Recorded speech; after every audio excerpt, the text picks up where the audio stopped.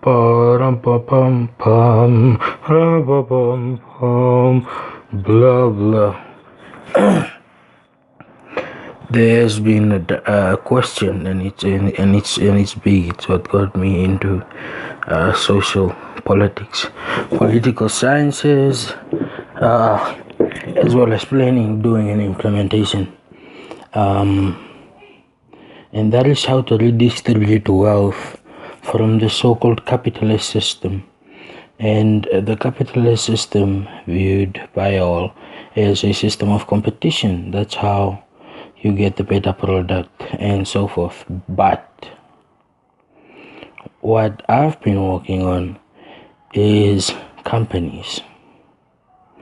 Companies don't have stakeholders, and I believe even the janitor should be a stakeholder within a company, because they'll be more accountable for their employees and from their actions. This is top-down delegation that most people don't really consider. It has to be enforced from the very top. And thinking about that, I'll give an example of the floodplains. So the lake is there, it's mostly full, but it's refilled every time there's a flood. Now, if you look at that area, you'll see that the water, it has gray stone, gray sand, so it doesn't really hold on much. There isn't a lot of grass. It's been eaten by a lot of cattle and washed away. The nutrients have been washed away by the river because it flows away. It's not stagnant. But if you look at the lakes, you'll see all sorts of growth. You'll see all sorts of fish, and it's basically like a paradise in there for them. Now, trickle down. I applied when I said, like, I own the lake. It's mine. It's no joke. It's literally mine. By saying I'm sharing, I'm saying it's giving community service. The women fish. They fish there. The men fish there. Some use the water to drink, go take it at home and boil it. Some use it for irrigation. And I want more than one dam now, because I've noticed that's the only way to contain floods is from the top and the bottom. Now as the river floods, it's actually just widening up. Right, it doesn't really go up high as most people would think. It's already high. If you walk, you'll see that it's sort of curved at the bottom and you go up when it's a little bit dry, and you can walk right over it. But when it's beginning to dry, you notice that the middle becomes steeper, like a swimming pool. And this is because that's how the stream goes. In the middle, that's where the force is the strongest, is where the ripple is the strongest. So it pulls away all nutrients, and the nutrients go.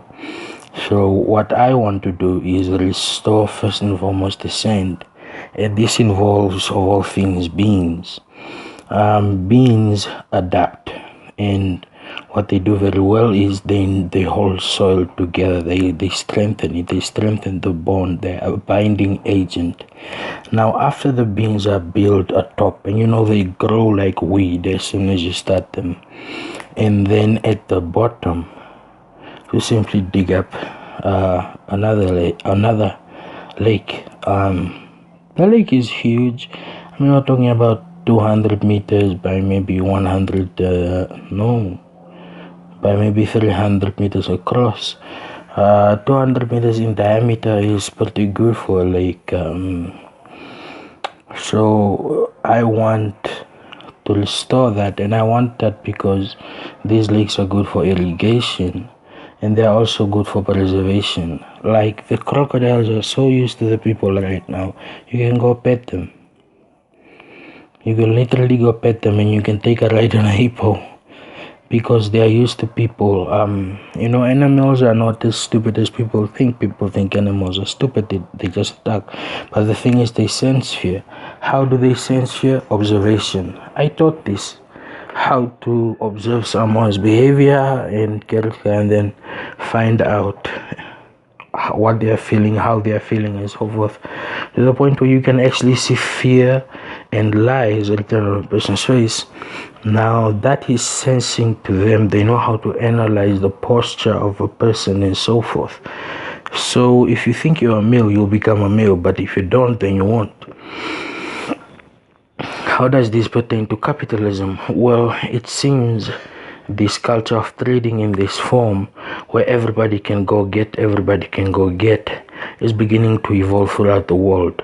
Neo-class capitalism is beginning to phase out.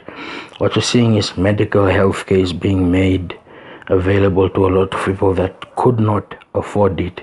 That is a sense of socialism, but it's not a sense of socialism to the extent that it denounces them as taxpayers or removes and regards them away from,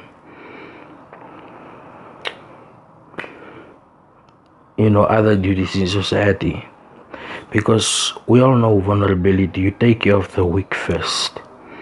No matter how strong they used to be, no matter how strong they will be, you take care of them when they are vulnerable, when they are weak. And healthcare has been a priority, but it's not a priority as it should be, because healthcare and education should be intertwined. They are one thing. The psychological effects of schools on children is obvious with bullies and all such.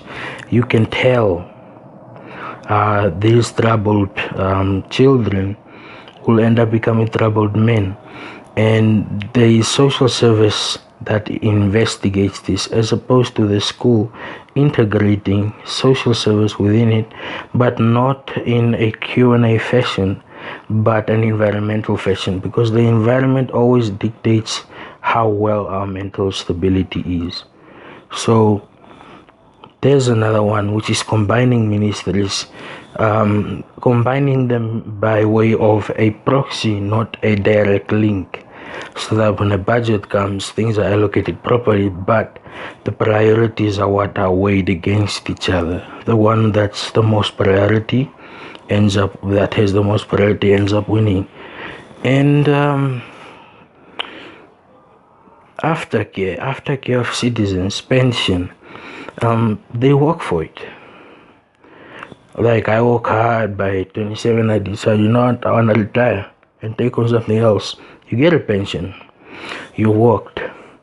But there is a pension, old age pension, which most people don't agree with, and they don't want to leave because they don't trust the so-called millennials or whatever. Now, the problem with this is this conduct of mistrust leads to a clash in respect, ethics, and moral behavior, which cannot be helped because professionalism is not guided by age. It's not. And when you're in a position where you have to be criticized, and trust me, I'm in that every day, you have to introspect, and I do. I've introspected, I've done a lot, but there's a lot to be done, and we got time, and we want to do it. It's exciting. It's an exciting aspect towards everything, but the trickle-down effect should come down by way of services to needs. That's reducing poverty. That's how you fight poverty. You go by the needs and you start eliminating them.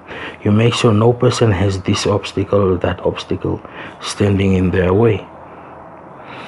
So yeah, watch this with your companion. Don't fight.